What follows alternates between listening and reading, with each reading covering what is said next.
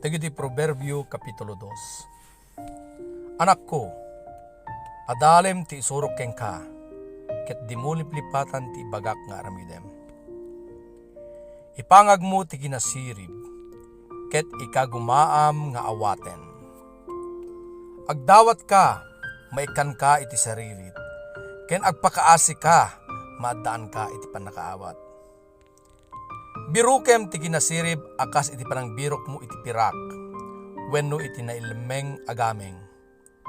No aramidem iti kasta, maamuam ti kaipapanan ti panagbuteng, iti apo, ket awan dua-dua, ang masursurong to ti maipapan iti Diyos. Dati apo ti mangted ti kinasirib, isot pagtaudan ti ammo ken pannakaawat. Tulungan ken salakniban na dagiti nalinteg ken dagiti nasingpet. Aywanan na dagiti saan ang mangidumduma ken salwadan na dagiti napudno ken kuana. No ipangagnak maawatam to, no anyat ti naimbag.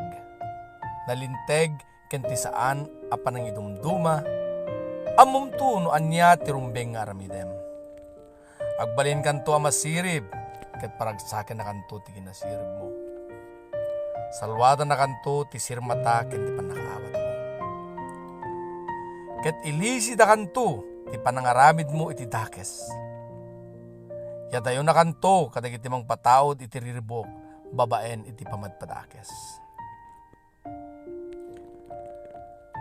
Tattao asimyasi iti nalinteg a panagbiag, tapno agtaeng da iti kanasipnget iti basol. Pagragsakan dagiti kakasta at tao ti panagaramid da iti dakes, ket ti awan serserbina a kinakilom. Saan a mapangnamnamaan ken saan da mapagtalkan.